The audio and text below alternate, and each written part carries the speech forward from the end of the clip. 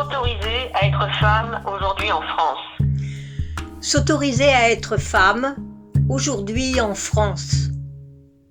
S'autoriser à être femme aujourd'hui en France. S'autoriser à être femme aujourd'hui en France. S'autoriser à être femme aujourd'hui en France.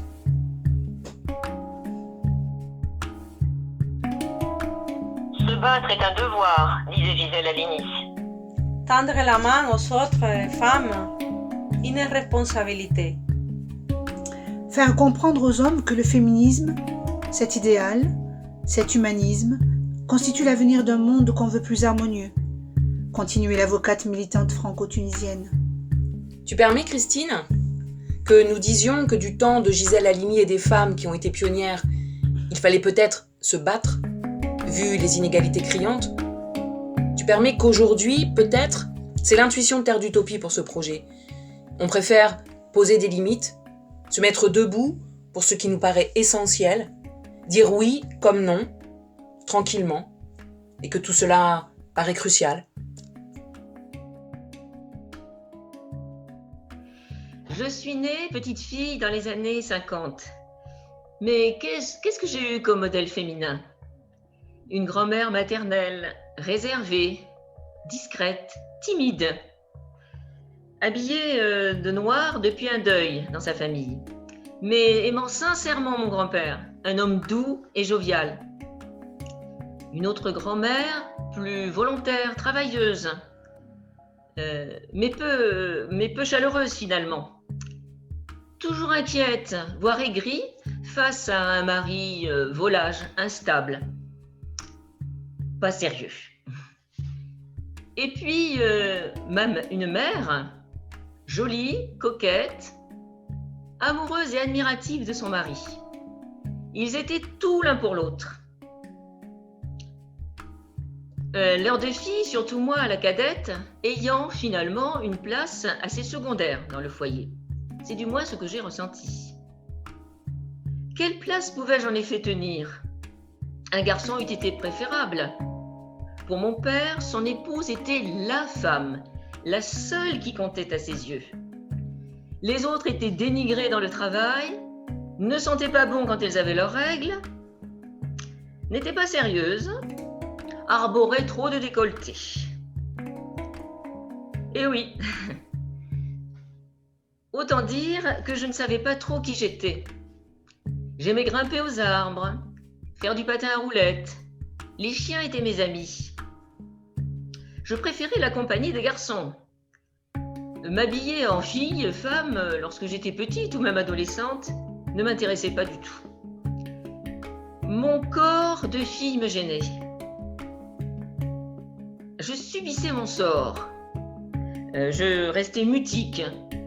Je ne revendiquais rien. Passive et sans perspective personnelle. Et puis j'ai découvert Simone de Beauvoir et son livre « Le deuxième sexe » comme une lumière dans l'obscurité qui m'entourait. J'ai adopté la cause des femmes avec Gisèle Halimi et d'autres autrices des années 1970 telles Benoît Group. Une révélation, un soulagement.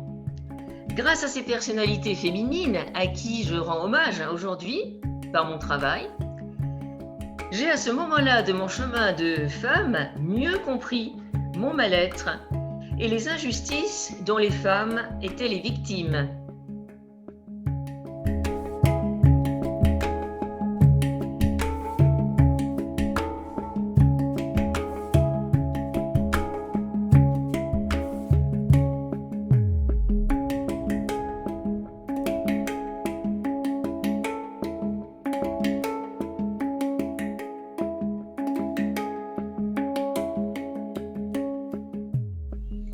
Les livres d'histoire, longtemps, ont invisibilisé les femmes.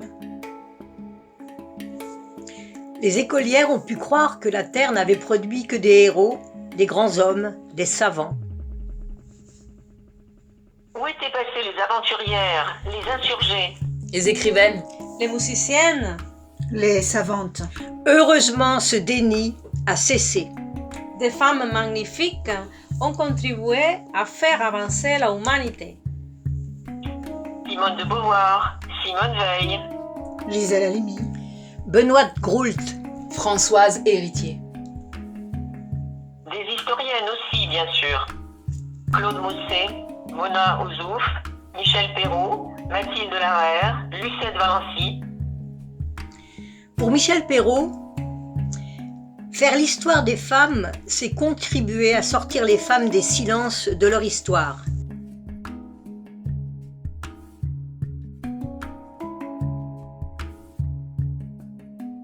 Il n'y a pas un destin biologique, psychologique qui définisse la femme en tant que telle.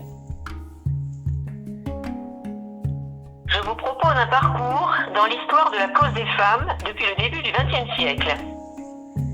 Qu'est-ce qui justifierait la domination masculine dans toutes les sociétés? Pour Françoise Héritier, avant tout, et elle s'en explique dans une autre vidéo que nous vous proposerons, le fait que les femmes font des enfants des deux sexes. Cela leur donne trop de pouvoir. Il faut donc que les hommes s'approprient des corps des femmes pour avoir des fils. D'où pendant longtemps une impossibilité des femmes à avoir la maîtrise de leur corps et leur exclusion de toute forme de pouvoir ou d'autorité. N'ayant pas accès à la parole, elles subissaient les clichés et les injonctions de la société patriarcale.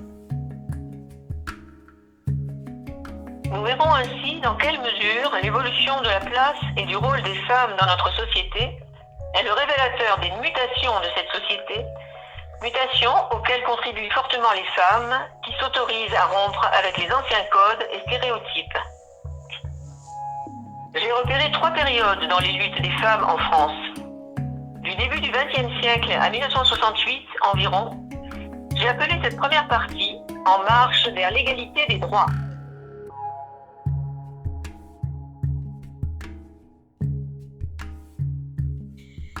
Les femmes ont obtenu des droits après de multiples luttes, en particulier celle des suffragettes.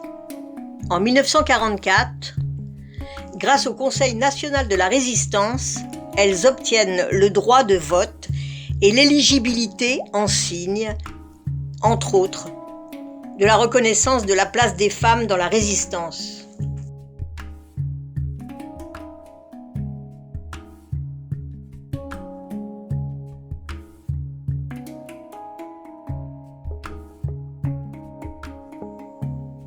Et puis, la sécurité sociale et les allocations familiales les aident à faire face aux aléas de la vie. Cette période marque aussi un début d'une amélioration des conditions de travail des femmes.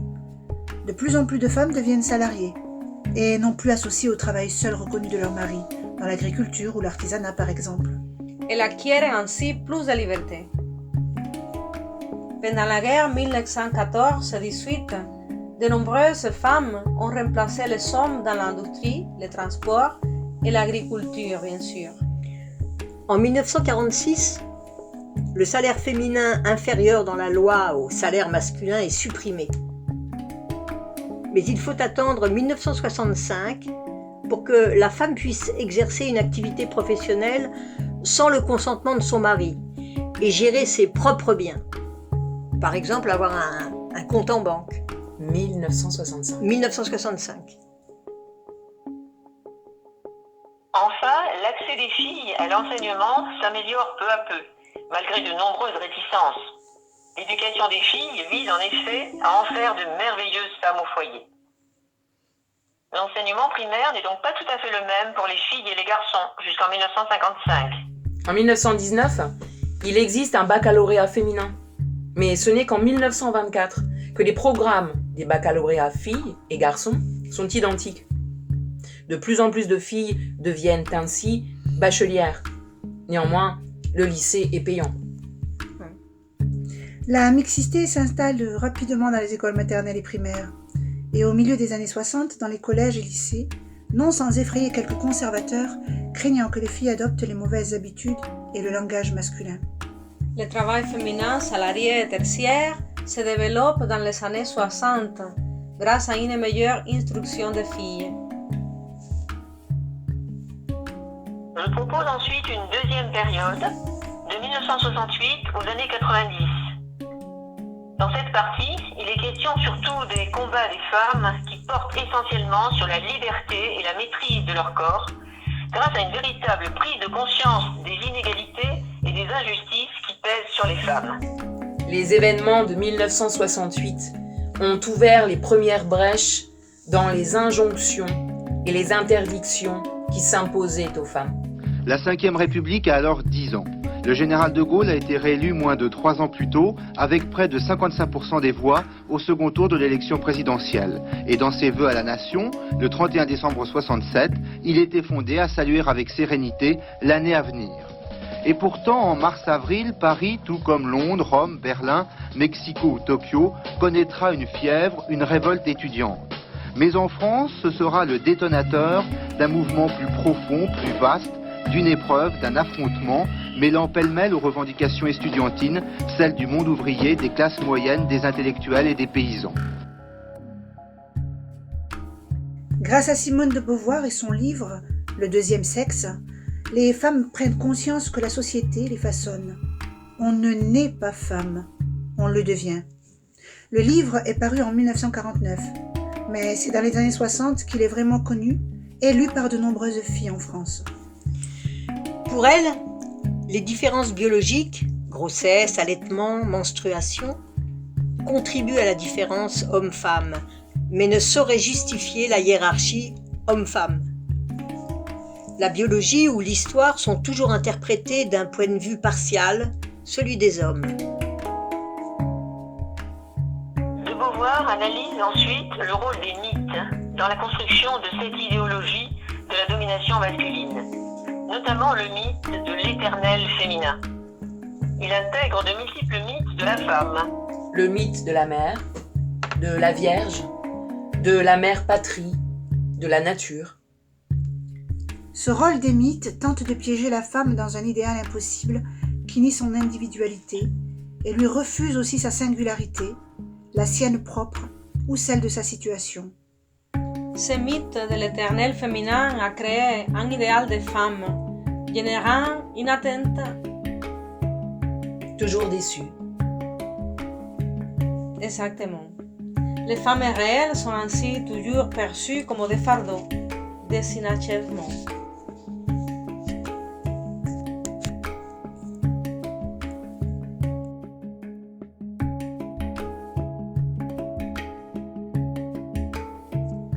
De Beauvoir appuie cette thèse dans un endoctrinement social en retraçant l'éducation de la femme depuis son enfance, en passant par son adolescence jusque dans les relations sexuelles.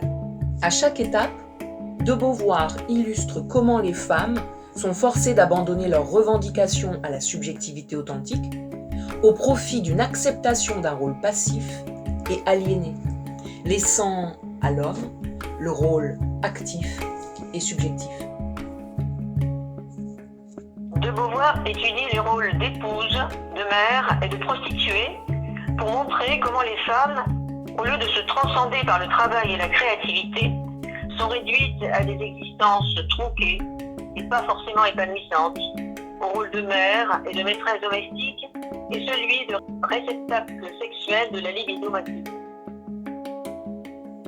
Tout d'abord, elle exige qu'on permette à la femme de se transcender à travers ses propres projets. En tant que telle, la femme moderne se targue de penser, d'agir, de travailler, de créer dans les mêmes conditions que les hommes. Elle se déclare leur égale. Afin d'assurer la égalité de la femme, Simone de Beauvoir préconise plusieurs changements dans les structures sociales, telles que la légalisation de la contraception et de l'avortement, la liberté économique de la femme et son indépendance à l'égard de l'homme. En ce qui concerne le mariage, de Beauvoir le voit comme un obstacle à la libération des femmes, car il fixe dans une institution les rôles archaïques de mari, patron de la famille, et celui de l'épouse, son esclave domestique.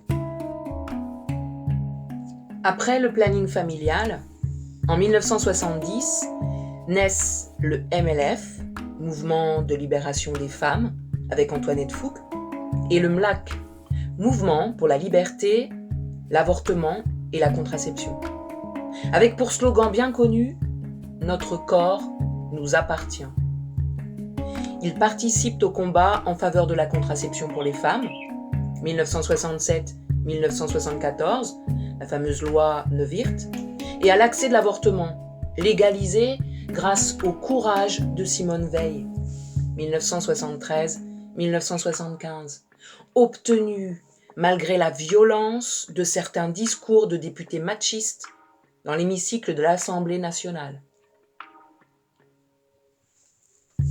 En 1972, Gisèle Halimi, au procès de Bobigny, avait défendu une jeune fille mineure, violée, qui a eu recours à un avortement. Elle est relaxée. Grâce à elle, la criminalisation du viol commence enfin à être débattue. En 1978, Gisèle Halimi défend 2 jeunes femmes homosexuelles ayant été victimes de viol par 3 hommes. L'association Choisir la cause des femmes énonce ces quelques notions fondamentales au sujet du viol. Toutes les agressions sexuelles supposent un type de rapport de domination homme-femme symptomatique d'un certain choix de société. Consciemment ou inconsciemment, un certain monde de valeurs masculines a en fait justifié le viol par la naturelle virilité agressive de l'homme et la passivité masochiste de la femme. En 1980, la loi établit qu'un coupable de viol est passible de 15 ans de prison. Mais peu de femmes osent encore porter plainte, étant suspectées d'être consentantes ou pire, provocantes. En 1990, la loi reconnaît le viol entre époux. D'autres sujets touchent les femmes et alertent les députés. Le divorce par consentement mutuel est voté en 1975.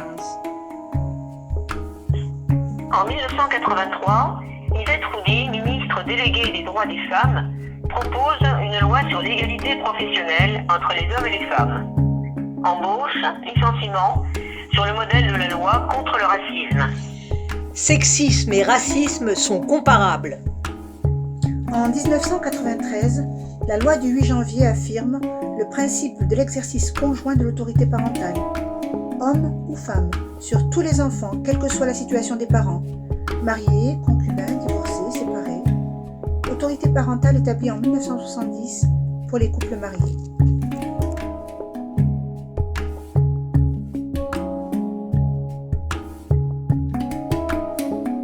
Enfin, je propose une 3e partie intitulée « Depuis la fin des années 90 à aujourd'hui ».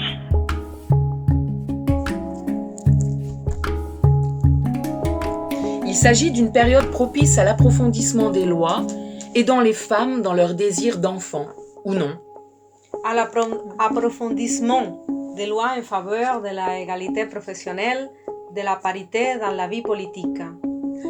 C'est une période où les femmes s'autorisent la parole et où se manifeste aussi une plus grande écoute des paroles des femmes victimes de violences dans le couple et la société. Et comment conclus-tu, Christine? On lit avec toi la conclusion? Bien sûr. Je dirais que l'histoire des femmes en France est donc autant une histoire des mutations de leur statut que celle de la réalité plurielle de leur être au monde. Cette histoire engage aussi son rapport avec les hommes. 58 pays seulement autorisent l'avortement sans condition. 16 pays, essentiellement dans le Golfe Persique, Sahel, imposent aux femmes un tuteur masculin. Elles sont considérées comme mineures et n'autorisent pas le divorce dans les mêmes conditions pour les hommes et les femmes. Les viols sont souvent impunis, particulièrement en Inde. Partout, les femmes réclament et interpellent pour vivre dignement. Quel mot donner alors pour continuer à ouvrir le chemin? Peut-être ceux de Michel Perrault, la grande historienne des femmes.